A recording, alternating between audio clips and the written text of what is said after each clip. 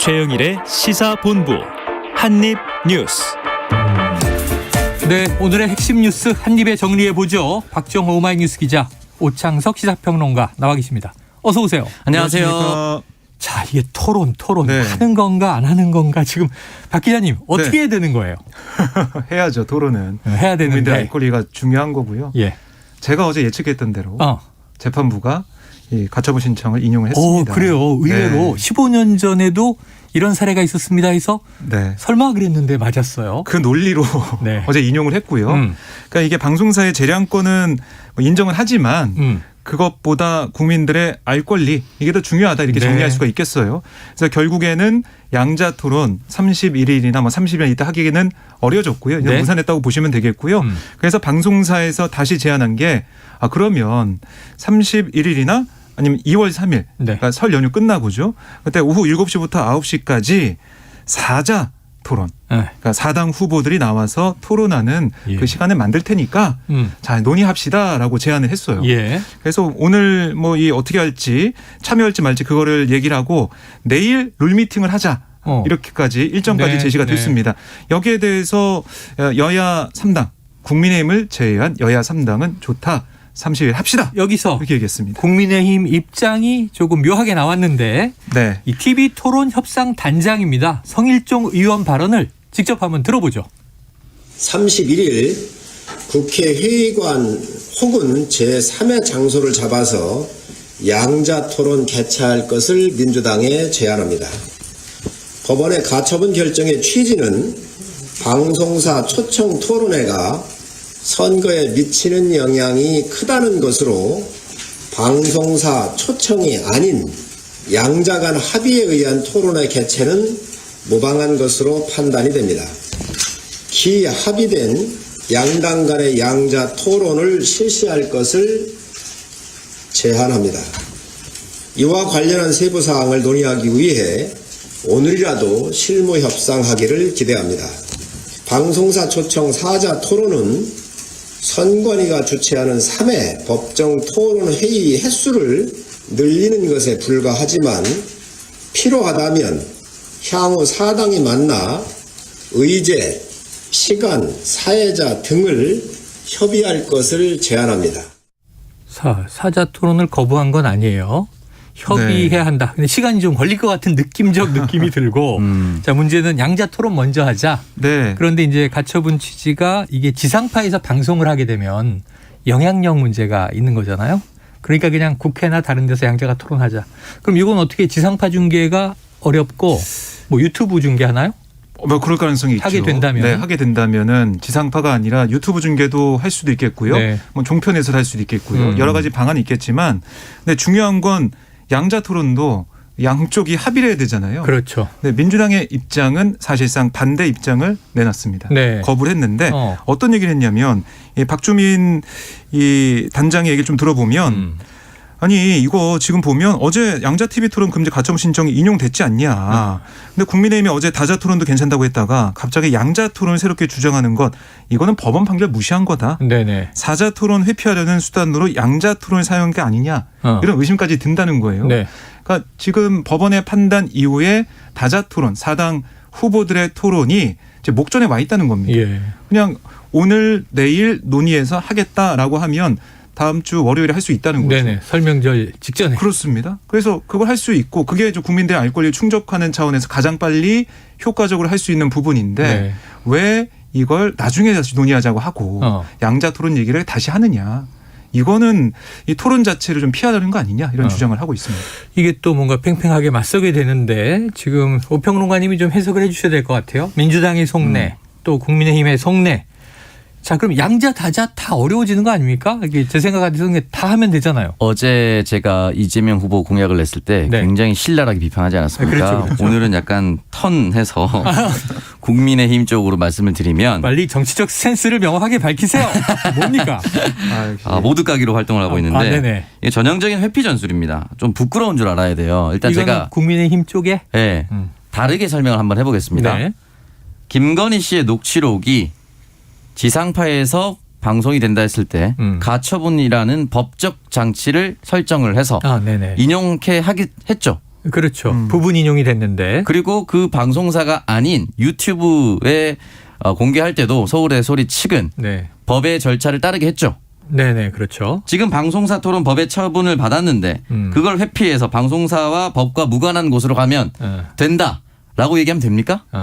하나만 해야죠. 경기장을 바꾸자 이런 네. 뜻이다. 지금 법을 피해서 가고 있지 않습니까? 하지 말라고 판단을 내렸는데 네. 그냥 두 사람만 하면 안 된다고 판단을 내렸는데 네. 아니, 법이 없는 곳으로 가서 국회의원에서 국회의원 회관이나 우리끼리 하면 됩니다. 라고 하면 어떡해요. 그러니까 법의 원칙을 적용할 거면 만 곳에 똑같이 적용해야죠. 네. 근데 지금 내가 유리한 곳은 피해가려고 하고 불리한 곳은 반드시 적용시키려고 하고 네네. 이러면 안 됩니다. 이거 자체가 이미 토론을 하지 않겠다라는 어떤 정치적 기술이다라는 생각이 들고 다자 토론을 피할 이유가 왜 있죠? 도대체? 왜 굳이 31일이라는 날짜와 네. 왜 굳이 양자 토론을 못 박으려고 하는 것인가? 왜 다른 사람들은 대통령이 되고자 하는데 그 사람 이야기를 절대 들어보려 하지 않는가? 이거 자체가 저는 문제가 굉장히 크다고 봅니다. 그렇기 때문에 이 부분은 제 생각에 처음부터 하지 않으려고 준비를 많이 했었다.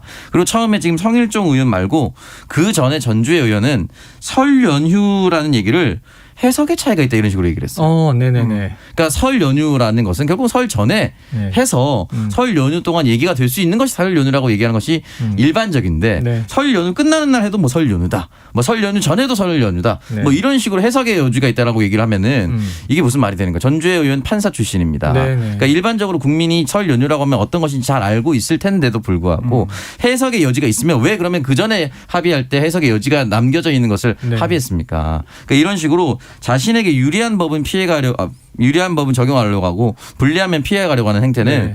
굉장히 잘못됐다고 생각이 들고 국민들은 기다리고 있습니다. 예. 지금 윤석열 후보 오늘도 공약을 냈고요. 앞으로도 공약 계속 낼 겁니다. 네. 후보자 등록 당연히 할 거고요.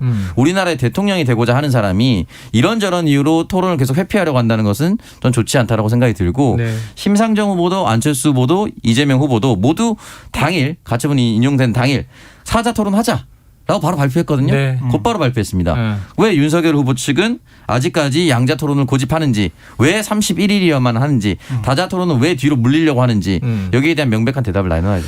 그래요. 박 기자님 네. 지금 뭐 오평론가님 이제 얘기를 듣고 보니까 오평론가님이 굉장히 법리주의자의 입장에서 예. 엄중하게 얘기를 했어요. 근데 저는 뭐 좀 정치적인 유연성을 생각하면 자 그럼 가처분의 결정을 존중하여 네. 뭐 예를 들면 윤석열 후보든 이재명 후보든 사자 토론하고 네. 방송사에서 또 양자 토론을 궁금해하는 국민도 있을 테니 국회에서 둘이 그럼 양자 토론 또 하고 할 수도 있죠. 다 하면 되잖아요. 네. 근데 지금 이 국민적 시각에서는 그 어느 쪽이 피하는 걸로 보일까요?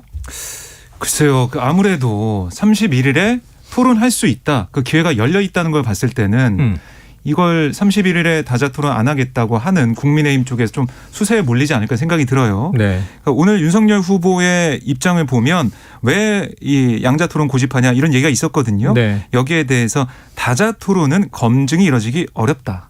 이런 또 이유를 들었습니다. 네네. 그런데 다자 토론이라고 검증이 안 되는 거 아니거든요. 그 안에서 그 토론에 주어진 시간 또 방식에 의해서 최대한 할 수 있는 건 하는 거죠. 그게. 그러니까 자기한테 유리한 방식이나 경기 진행을 꼭 해야지 한다. 이거는 상대방이 있기 때문에 네. 너무나 나간 게 아니냐 이 지적이 있을 수밖에 없고요. 제가 볼 땐 두 가지 이유가 있지 않을까 두 가지 이유? 개인적으로는. 예, 저희 첫 박 번째는 기자님의 추정입니다. 네. 윤석열 후보가 그동안 양자 토론 연습만 한 거예요.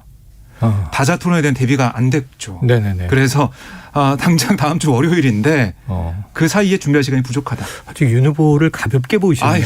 왜냐하면 경선 과정에서 16번 동안 다자 토론을 했어요 이미. 그런가요? 예, 후보가 8명이었다가 4명이었다가 막 네. 이렇게 했지 않습니까? 그런 의미에서 따지면 사실 이게 말이 안 되죠. 다자 토론 해야죠. 사실. 다자 토론은 네. 검증이 안 된다는 말은 네. 본인 부정이죠. 그러니까 다자 토론은 네. 제 개인적인 생각은 윤 후보한테 유리해요. 왜냐하면 대장동 문제를 1대3으로 싸우잖아요. 네. 이재명 후보가 3명한테 질문 받아야 되는데 네. 다만 이 윤석열 후보는 안철수 후보와 네. 대립각이 설 테니까 네. 이때 야권 단일화해서 뭔가 좀 강력한 메시지를 주고받을 기회도 되지 않을까. 그렇죠. 그래서 제가 두 번째 생각한 이유가 바로 안철수 후보를 끼워주지 않겠다. 특히 첫 번째 토론에서 끼워주지 않겠다. 그 생각이 그런 있는 문제 것 같고. 때문에. 그래서 국민의힘에서도 오늘 뭐라고 했냐면 설 밥상에서 안철수 떡국을 빼겠다는 거다. 아. 이렇게 또 반박을 했습니다. 야, 이거 좀 그러니까 되게 박하게 느껴진다. 떡국을 안 주는 것 같잖아요. 이게 두 가지인 것 같아요. 저도 네. 말씀하셨듯이 안철수 후보를 굳이 같이 서서 띄워줄 필요 없다는 생각이 들 테고 이재명 후보는 안철수, 심상정, 윤석열 후보에게 골고루 대장동에 대한 질문을 폭격받을 겁니다. 그렇겠죠. 근데 이재명 후보만 폭격받느냐? 아닙니다. 녹취록 그리고 장모 관련된 잔고 증명 위조는 아직 남아 있습니다. 네네. 그 관련돼서 또 윤석열 후보 스스로도 이재명, 심상정, 안철수 후보의 3대1로 또 폭격받을 거예요. 그러니까 이 부분을 여러 가지로 열었을 때 이재명 후보만 공격하면 좋은데 네. 나도 3대1로 공격받을 게 분명히 있거든요. 그러니까 이 부분을 회피하고 싶어하는 상황이 분명히 있을 것이고 특히나 심상정 후보나 안철수 후보는 지지율을 올리기 위해서 노력을 많이 할 겁니다. 그러면 공격의 칼날을 이재명 후보와 윤석열 후보에게 전부 다 강하게 준비를 하고 나올 거란 네. 말이죠. 그 부분에 있어서 윤석열 후보와 이재명 후보가 둘이서 피 튀기게 싸우면 상관이 없는데 네네. 이게 3대1로 싸우다가 울컥하거나 네. 욱하거나 이런 것들이 이재명 후보가 아닌 심상정 후보의 질문이나 안철수 후보의 질문에 의해서 그렇게 된다면 더 타격이 크거든요. 네. 특히나 안철수 후보 같은 경우는 지지율이 굉장히 두 자릿수까지 나오고 있기 때문에 이 부분에 있어서 그 리스크가 크기 때문에 리스크를 최대한 네. 제외하기 위해서 배제하기 위해서 캠프 측에서도 그렇게 전략을 짜고 있는 것 같은데 그래요.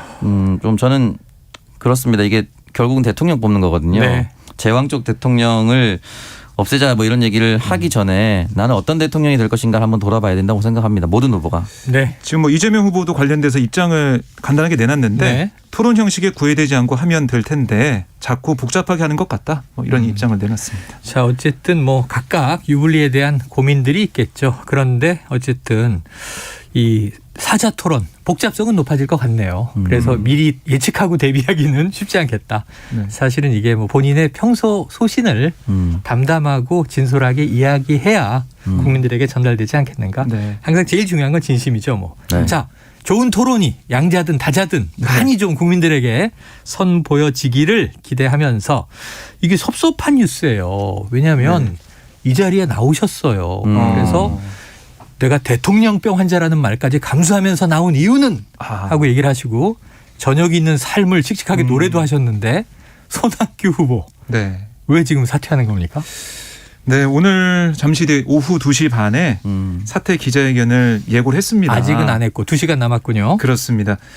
이 계속해서 지금 보면은 지지율 변화가 좀 없는 상황 그리고 지금까지 상황 봤을 때 국민들의 관심을 끄는데 좀 부족했다. 이 점을 얘기하면서 오늘 사퇴할 걸로 보이는데요. 네. 사실 손학규 이 전 대표가 외쳤던 게 바로 제왕적 대통령제 폐지였거든요. 네네. 근데 이게 여기에 대한 뭔가 감흥이나 사람들의 관심이 커지지 않았던 것들 이걸 계속 외쳐봐야 좀 뭔가 계속 소외될 수밖에 없는 그런 부분들 판단을 한 걸로 예상이 되고요. 네.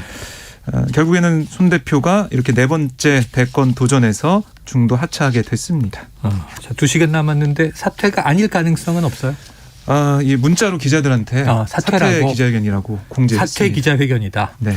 이게 좀 슬픈 일인데 이제 손학규 전 대표 리스크라고 하죠. 손학규 징크스. 손학규 대표가 뭔가 큰 결단을 하면은 더 큰 일들이 갑자기 네. 북한이 막 연평도 포격을 한다든지 네. 뭐 이재용 부회장이 구속이 된다든지 근데 사퇴 기자회견을 한다고 했는데 지금 큰 일이 안 일어나는 거 보니까 이건 그냥 그대로 갈 것 같다는 생각이 들고 좀 안타까운 것이 네. 제왕적 대통령제를 폐지하겠다. 87 체제를 청산하고 70하고 열겠다는 것은 2016년부터 말씀하셨습니다. 그러면 제가 이 이야기를 하는 이유는 2016년부터 22년 지금 6년이 지난 동안 어젠다가 안 바뀌었어요. 이거는 어떻게 보면은 스스로 쇄신하지 못했다라는 것을 입증하는 것이기 때문에 네. 저는 개인적으로 좀 안타깝습니다. 왜냐하면 그 전에 뭐 경기도지사라든지 그리고 국민 속으로 들어가기 위해서 민심 대장정 100일이라든지 그런 건 저는 굉장히 유의미한 활동이라고 생각을 네. 들었거든요. 그리고 만고의 대통령이나 정치인의 슬로건 중에 저녁에 있는 삶만큼 오랫동안 기억되는 슬로건이 있습니까? 맞아요. 너무나도 쉽게 얘기해서 모든 것들을 응축해 놓은 말이었어요. 뭐 지금 모든 후보들이 나오는 뭐 이재명 후보의 무슨 대전화 이런 것보다 훨씬 낫습니다. 뭐 이제 주 4.5일, 주 4일 네. 뭐 이런 경쟁들 하고 있죠. 네, 뭐 주 52시간제 이런 거 다 떠나서 저녁에 있는 삶만큼 딱 직관적이고 알아듣기 쉬운 말이 없었는데 그 슬로건보다 본인 스스로가 성장하지 못했던 부분이 좀 가장 뼈아팠다라고 저는 생각이 듭니다. 네, 그래요. 자, 아쉬움들을 표해 주셨습니다. 네 번째 대권 도전했던 손학규 후보. 뭐 약 2시간 후에 후보 사퇴를 하면 이제 이번 레이스를 멈추게 됩니다. 자, 이 김종인 전 국민의힘 총괄선대위원장, 자, 이재명 후보가 만나자면 만날 것이다 이런 얘기를 했다는데 네. 무슨 뜻이에요? 그러니까 이 김종인 전 위원장이 어제 오마이TV와 인터뷰에서 네네. 얘기한 게 있는데 이재명 후보와의 인연을 강조를 했어요. 그러니까 2016년 김종인 전 위원장이 민주당의 대표로 있을 때 그때 이재명 당시 성남시장이 단식 농성을 했습니다. 기억하시겠지만은 정부의 지방재정 개혁안 반대 네. 이걸 주장하면서 광화문에서 단식을 했는데 단식 11일째 그때 건강이 악화됐을 때 김종인 대표가 이제 그만 단식 풀고 병원으로 갑시다라고 얘기하고 설득해서 병원으로 가서 네. 그때 안 왔으면은 뭐 생명이 위험했을 수 있다 이런 판단까지 받았거든요. 그래서 이재명 후보가 나중에 뭐 생명의 은인이다 김종인 대표가 그런 인연이 있어요. 그래서 어제 인터뷰 와중에 나온 얘기가 뭐냐면 이 후보는 이재명 후보는 제게 가끔 안부 전화도 하고 그랬다. 인간적으로 내가 잘하는 사람이다. 그렇게 얘기하면서 본인이 그러니까 이재명 후보가 만나보겠다고 나를 만나보겠다 그러면 만날 수 있다. 왜 내가 그걸 거부하겠냐. 그래서 만나게 된다면 뭐 정치인이자 대통령 후보로서 상식적으로 필요한 얘기는 해줄 수 있다. 네. 이런 얘기를 했어요.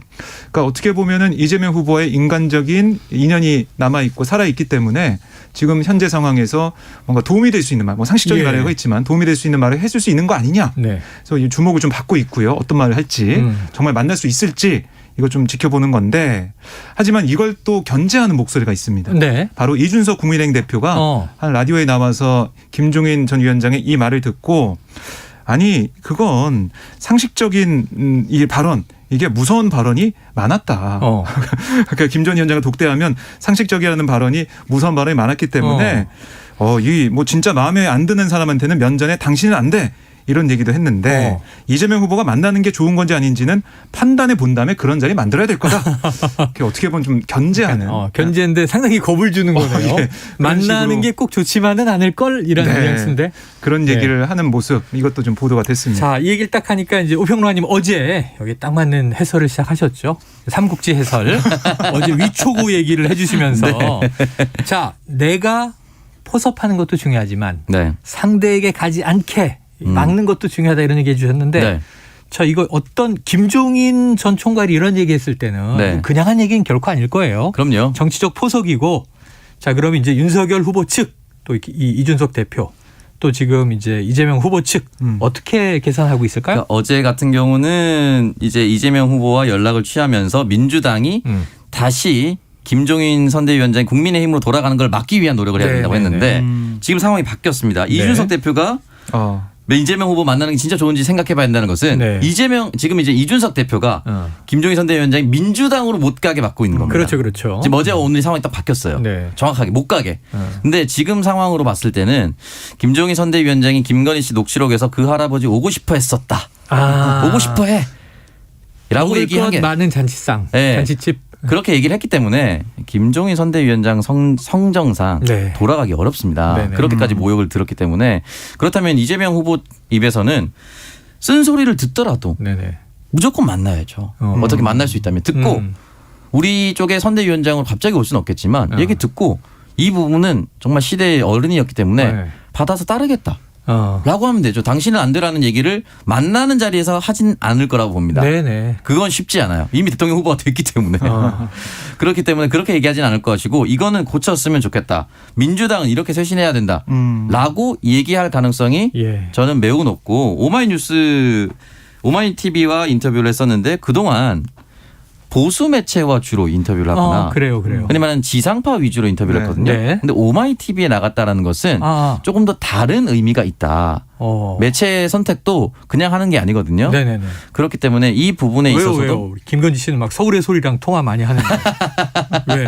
그러니까 그 매체의 선택도 그 서울의 소리에 첫 인터뷰했을 때 뉴스타파에서 윤석열 후보를 공격했을 때 백은종 대표가 뉴스타파를 찾아가서 윤석열 후보를 옹호했다. 이것부터 시작되거든요. 그때는 문재인 정부의 검찰총장 후보던 시절입니다. 그러니까 호감이 남아있는 상태였고요. 그러니까 이것과는 조금 다른데 어쨌든 지금 김종인 선대위원장이 스스로 이렇게 존재감을 갑자기 다른 방식으로 뿜뿜하고 있기 때문에 이준석 대표도 신경은 꽤나 쓰일 겁니다. 그러면 지금 이 오마이TV에 나가는 것 자체가 좀 이제 변화를 의미한다. 오마이TV의 사주죠? 박 기자님? 제가요. 사준 아니에요? 네, 직원인데요. 직원이에요. 네. 실세. 자, 어떤 그럼 이제 내막이 있습니까? 그러니까 김종인 전 위원장도 좀 하고 싶은 말이 있는 거고요. 네. 지금 여러 가지 대선 레이스 상에서 각 후보들한테 뭐 윤석열 후보한테도 어떤 이런 점들 부족한 점이 있다. 예. 이런 점들은 좀 문제가 있을 것이다 얘기를 하는 부분이 있었고 어제도 보면은 이준석 대표의 이른바 세대포 이론 거기에 대해서는 비판적인 얘기를 하기도 했거든요. 알겠습니다. 그런 부분들. 그래서 어떻게 보면은 좀 하고 싶은 말은 또 다 하겠다. 이런 취지가 읽히고 있습니다. 김종인 전 총괄의 입 다시 주목받고 있습니다. 자, 12시 43분이 거의 됐어요. 자, 점심시간 교통 상황 알아보고 오겠습니다. 교통정보센터의 정현정 리포터 나와주세요. 네, 점심시간이 되면서 도로 위에는 돌발 구간이 늘었습니다. 앞차와의 안전거리 확보하면서 조심 운전하셔야겠는데요. 현재 경부고속도로 서울 쪽입니다. 옥천휴게소에서는 대형 화물차가 고장나서 처리하고 있고요. 기흥동탄에서 수원까지 막힙니다. 달래내 부근에서 반포까지는 10km가량 막히고요. 반대 부산 쪽으로는 오산 부근에서 밀리고 있습니다. 천안휴게소에서 옥산분기점까지는 작업이 시작됐고요. 남구미 부근에서는 화물차가 고장나서 처리하고 있습니다. 부산 요금소 4차로에서는 화물차 단독 사고가 나서 처리하고 있으니까요. 미리 차로 변경이 필요하고요. 서해안고속도로는 서울 쪽으로 당진 부근에서는 소형 화물차가 고장나서 처리하고 있습니다. 서평택 분기점에서도 역시 작업 중이고요. 팔탄 분기점도 갓길이 시설물 보수 작업으로 막혀 있습니다. 광명역에서 금천까지 6km가량 정체입니다. KBS 교통정보센터에서 정현정이었습니다.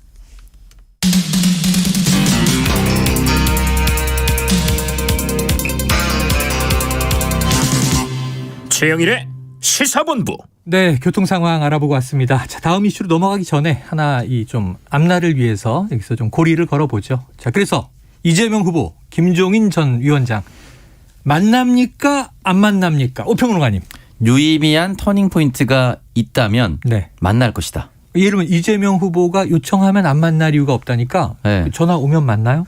그러니까 이제 요청을 어떤 터닝 포인트를 만들 겁니다. 네. 그냥 오늘은 김종인 선대위원장 만나러 가는 날 이게 아니라 어떤 걸 하는데 이게 참 부족한데 이걸 좀 해안을 주실 분이 없을까 하다가 결국은 김종인 선대위원장밖에 없어서 만났고 이 해안을 듣고 이거는 민주당 차원에서 그리고 대선 후보 캠프 차원에서 그대로 받아들이기로 했습니다. 네. 정도의 서사를 만들 수 있을 때 만날 겁니다. 명분을 만든다. 그렇습니다. 저녁을 먹다가 이게 소주가 왜 안 따지지? 김종인 위원장이 연락드려 이런 거 아니겠죠? 예. 박 기자님 만납니까 안 만납니까? 저는 만날 거라고 생각을 해요. 만날 것이다? 왜냐하면은 이렇게 인터뷰에서 이 생중계된 인터뷰에서 뭐 만날 수 있다라는 얘기를 한 건 연락이 오면은 만날 거라는 걸 얘기한 그러게요. 거죠. 느낌이. 그러니까 이재명 후보 입장에서도 지금 어떻게 보면 중도 표심이 중요한데 네. 김종인 전 위원장이 좀 상징하고 있는 네. 그 표심, 그 층이 있기 때문에 만나서 고견도 들어보고 뭐 상식적인 얘기를 한다고 했는데 네. 그게 또 이재명 후보한테 도움이 될 가능성이 크지 않습니까? 그렇죠. 꼭 만날 거라고 저는 생각합니다. 알겠습니다. 지켜보죠. 오평론가님이 아까 교통 상황 나갈 때 정말 존재감이 대단하신 어르신이다. 그런 것 같아요. 나도 저렇게 늙어가고 싶다. 이런 얘기 했는데 네, 오평론가님의 롤모델이죠. 자, 넘어가 보겠습니다. 지금 이 대법원 판결 오늘 오전에 나왔죠. 정경심 교수 어떻게 됐습니까? 네, 지금 정영신 전 교수가 받았던 혐의가 자녀 입시 비리와 사모펀드 관련 자본시장법 위반 등 혐의였는데 1심과 2심에 이어 상고심에서도 유죄로 인정돼서 징역 4년의 실형이 확정됐습니다. 네. 그러니까 이 이른바 이제 조국 사태로 인해서 검찰이 2019년 8월에 강제수사에 착수했거든요. 그 이후 한 2년 5개월 만에 나온 대법원의 벌써. 확정 판결이라고 보시면 되겠습니다. 예, 뭐 사실 이 동양대 이 PC 증거 능력 이게 뭐 인정되지 않는다라는 얘기 이런 것들이 좀 재판 과정에서 네네. 나오긴 했었는데 대법원은 이걸 인정했고요. 유죄를 확정하는 그런 판결을 내린 상황입니다. 그러면은 이 그 동양대 PC의 증거 능력을 인정하지 않겠다라고 했는데 오늘 최종 판결을 보면은 그 PC의 증거 능력이 인정된 건가요? 포함된 건가요? 그렇습니다. 네.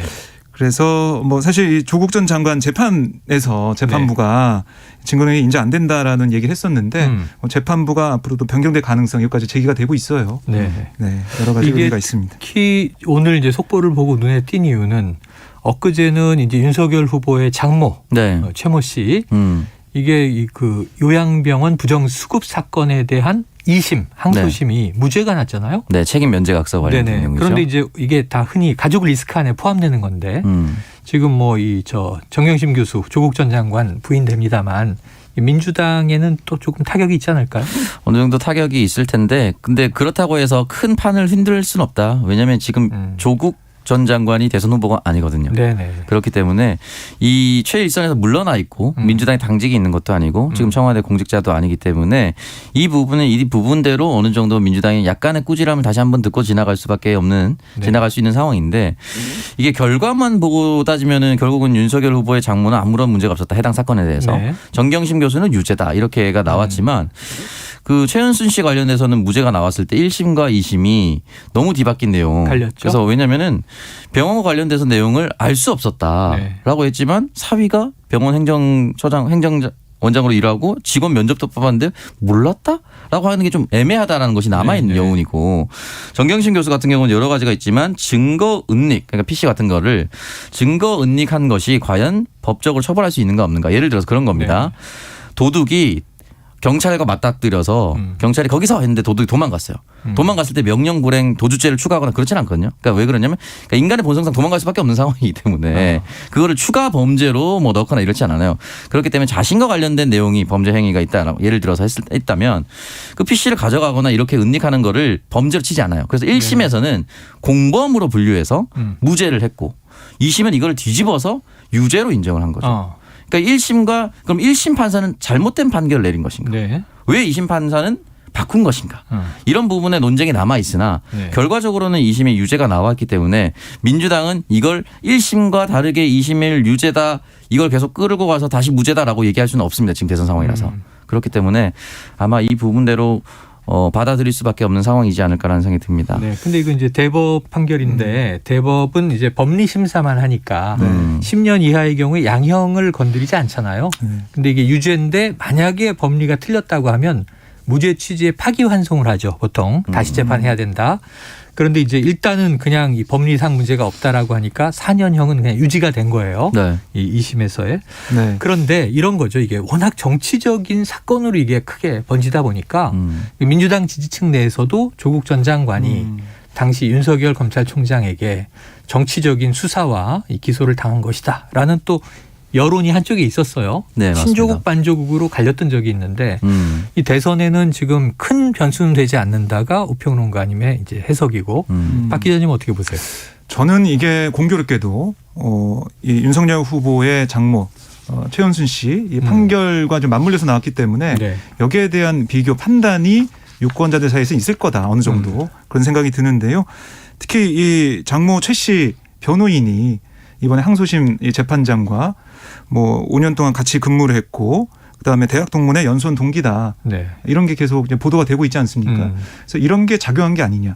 근데 사실 이 법원에서도 이렇게 인연이 있는 사람은 뭐 이 재판장으로 못하게 돼 있어요. 제도가 있는데 예. 이게 재판이 진행 중일 때 변호사가 바뀌었기 때문에 이거는 뭐 어떻게 할 수가 없다. 이런 식으로 얘기를 했거든요. 네. 그럼 앞으로는 이렇게 재판이 진행 중일 때 뭔가 인연 있는 사람을 바꾸게 된다면 영향을 줄 수 있는 게 아니냐 이런 생각을 유권자 쪽에서 하는 사람이 있단 말이죠. 이 부분들.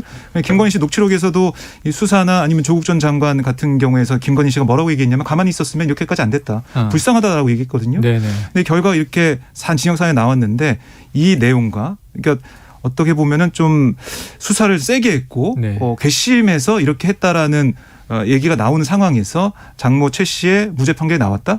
이거는 뭔가 공평성에서 문제가 있다. 공정에서 문제가 있다는 얘기도 나올 법합니다. 네. 아이고.